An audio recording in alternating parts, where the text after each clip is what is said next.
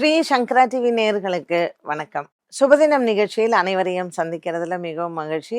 இன்னைக்கு நவம்பர் மாதம் 13ஆம் தேதி புதன்கிழமை. இன்னைக்கு பிரதோஷம். ஸோ ஒரு நாள் நமக்கு பெருமாளை பார்த்தோம். இன்னைக்கு சிவனுக்கான ஒரு அற்புதமான நாள் இல்லையா? ஸோ பிரதோஷம்ங்கிறது சிவபெருமானுக்கு மட்டுமல்ல, நரசிம்மருக்குமே ரொம்ப உகந்த நாள் தான்.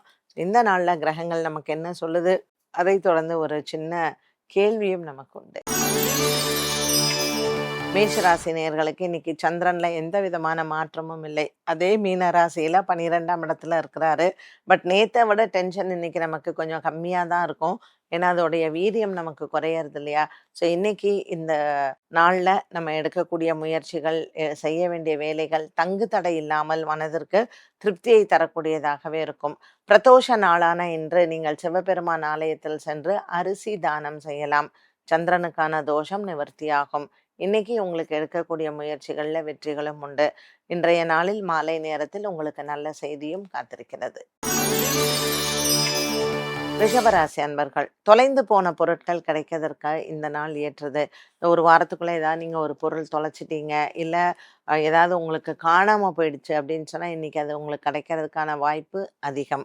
இதுக்காக நீங்க அரக்காசம்மன்ட்டெல்லாம் வேண்டியிருக்கலாம், இல்லை ஏதாவது உங்க குலதெய்வம், இஷ்ட தெய்வம், இந்த மாதிரி வேண்டுதல்கள் எல்லாமே இன்றைய நாளில் உங்களுக்கு தொலைந்து போன பொருட்கள் கிடைக்கக்கூடிய ஒரு நாளாக அமைகிறது. இன்னைக்கு இந்த ரிஷபராசி அன்பர்களுக்கு பங்கு சந்தையின் முதலீடுகள் நன்மையை தரும். வியாபாரத்தில் லாபங்கள் நிறைந்த நாளாக அமைகிறது. பிரதோஷ நாளான இன்று புதன்கிழமை நரசிம்மருக்கு சென்று நீங்கள் பானகம் நைவேத்தியம் செய்யலாம். மேலும் சிவன் ஆலயத்தில் நந்தி தேவருக்கு அருகம்புல் மாலை சாற்றுவது நல்லது. மிதுன ராசி நேயர்கள், இன்னைக்கு பிரதோஷத்துல மிதுன ராசி நேயர்கள் செய்ய வேண்டிய பரிகாரம் என்ன அப்படின்னு பார்த்தீங்கன்னா, பச்சை பயிறு சுண்டல் பண்ணுங்க. நம்ம நந்தி தேவருக்கு அதை கொண்டு போய் இன்னைக்கு நீங்க நெய்வேத்தியம் பண்ணலாம். உங்க வீட்டு பக்கத்துல இருக்கக்கூடிய சிவன் ஆலயம் இருந்ததுன்னா, பச்சை பயிறு சுண்டல் செஞ்சு சிவபெருமான் அதை நீங்க நெய்வேத்தியமாக கொடுத்து அங்க 4 பேருக்கு நீங்க அதை செய்யறதும் ரொம்ப சிறப்பு. மிதுன ராசி நேயர்களுக்கு ராசிநாதன் புதன் 6ஆம் இடத்திலையும், சந்திரன் ராகுவுடன் 10ஆம் இடத்திலையும், இன்று புதன்கிழமையில் வரக்கூடிய பிரதோஷத்தில் பச்சை பயிறு தானம் செய்வதனால் இந்த கிரகங்களினால் ஏற்படக்கூடிய தோஷங்கள் நிவர்த்தியாகும். மனதில் ஏற்படக்கூடிய சஞ்சலங்கள், பய உணர்வு, வியாபாரத்தில் இருக்கக்கூடிய நஷ்டங்களுக்கும் இந்த பரிகாரங்கள் துணை நிற்கும். கடகராசி அன்பர்கள், ராசிநாதன் சந்திரன் ராகுடன் இருப்பது மன சஞ்சலங்களை அதிகரிக்கலாம். இன்று பிரதோஷ தினத்தில் சிவபெருமான் ஆலயத்தில் பால் அபிஷேகம் செய்வது நல்லது. பால், பன்னீர், இளநீர், சந்தனம் இது போன்ற திரவியங்களை அபிஷேக பொருட்களாக கொடுக்கலாம்.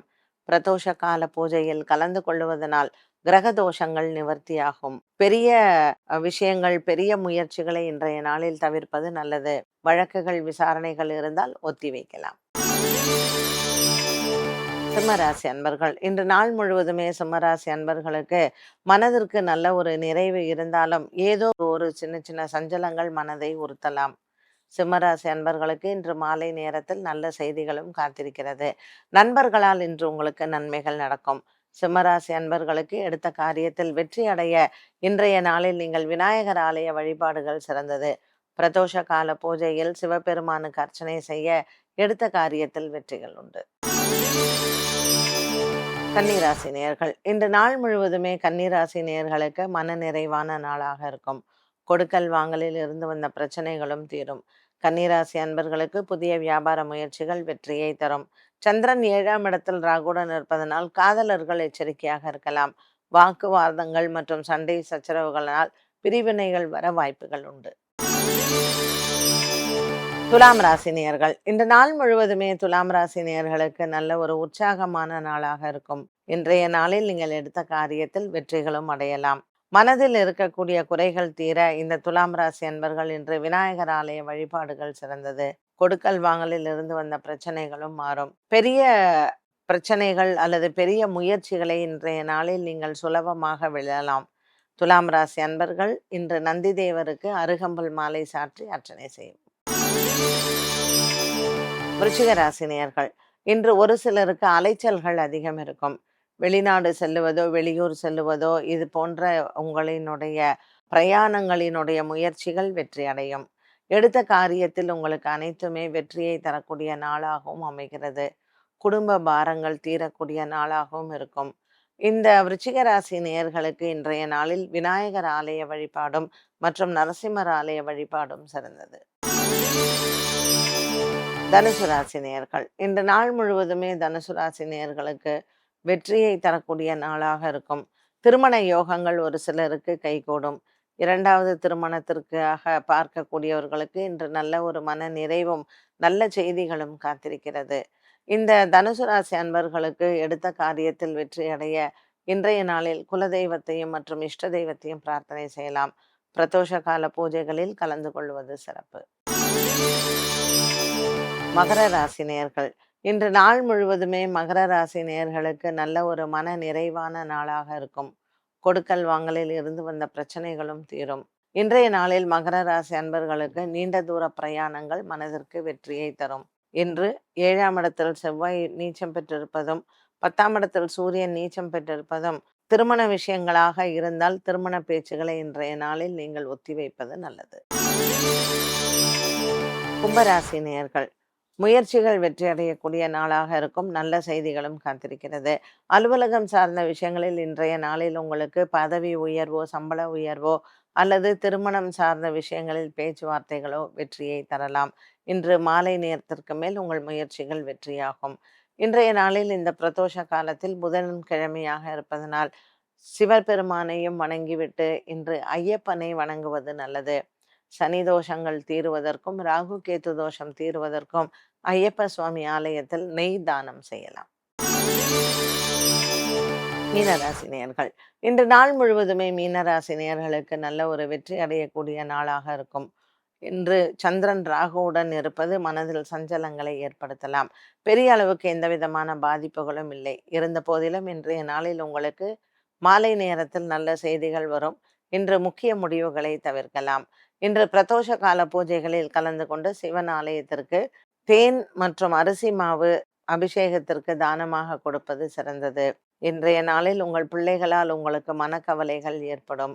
மாலை நேரத்தில் நல்ல செய்திகளும் வரலாம். இன்று வாக்குவாதங்களை தவிர்ப்பது நல்லது. 12 ராசிகளுக்கும் இன்றைய நாளுக்கான பலன் மற்றும் பரிகாரத்தை பார்த்தோம். இன்றைய கேள்வியை பார்க்கலாம். பிரதோஷ பூஜையில் கலந்து கொள்வதினாலும் பூஜை செய்வதனாலும் என்ன நன்மை ஏற்படும்? இந்த பிரதோஷ வழிபாடு அப்படின்னு சொல்றதே நீங்க பார்க்கலாம். சிவபெருமான் நமக்கு நந்தி வாகனத்துல தன்னுடைய குடும்பத்தாரோட வரார். பார்வதி தேவி இல்லாமல் சிவபெருமான் நந்தி மேல பிரதோஷத்துல வர்றதே கிடையாது. ஸோ இந்த வழிபாடு நம்ம பிரதோஷ வழிபாடை எதற்கு பண்றோம்னா, ஒரு கணவன் மனைவி ஒத்துமைக்கும் குடும்ப ஒத்துமை. இப்ப பசங்க ஒரு இடத்துல சில குடும்பம் எல்லாம் பார்த்தீங்கன்னா செதறி போயிருக்கும். கணவன் ஒரு இடத்துல இருப்பாரு, மனைவி ஒரு இடத்துல இருப்பாங்க, பசங்க ஒரு இடத்துல இருக்கும். ஒரு ஜாயிண்டா குடும்பம் இருக்கவே இருக்காது. ஸோ அவங்க வருத்தமே என்னன்னா, வசதி இருக்கு, பணம் இருக்கு, எல்லாமே இருக்கு. ஆனா குடும்பம் சிதறி இருக்கு. ஒவ்வொருத்தரும் ஒவ்வொரு இடமா இருக்கோம். நாங்க ஒத்துமையா ஒரு இடமாவே இல்ல அப்படின்னு. இது மனஸ்தாபம் பிரிஞ்சவங்களும் இருக்காங்க. மனஸ்தாபம் வராமையும் பிரிஞ்சவங்க இருக்காங்க. ஸோ இந்த குடும்பங்கள் சிதறி இருக்கிற குடும்பங்கள் ஒற்றுமையோட இருக்கிறதுக்கும், ஒரே இடமாக இருக்கிறதுக்கும் இந்த பிரதோஷ பூஜை ரொம்ப விசேஷம். ஸோ காலையிலேருந்து சாயந்தரம் வரைக்கும் சாப்பிடாம விரதம் இருந்து சிவன் ஆலயத்தில் இருக்கக்கூடிய அந்த அபிஷேகத்தில் கலந்து கொண்டு அதற்கு பிறகு நம்ம சாப்பிட்றது அப்படிங்கிறதான் பிரதோஷ கால விரதம்ங்கிறது. ஸோ சிதறி இருக்கிற குடும்பங்கள் குடும்ப ஒற்றுமைக்காக நீங்களும் இதை செய்யலாம். என்ன நேயர்களே, இன்றைய சுபதினம் நிகழ்ச்சி அனைவருக்கும் பயனுள்ளதாக அமைந்திருக்கும். மீண்டும் சந்திக்கும் வரை நன்றி, வணக்கம்.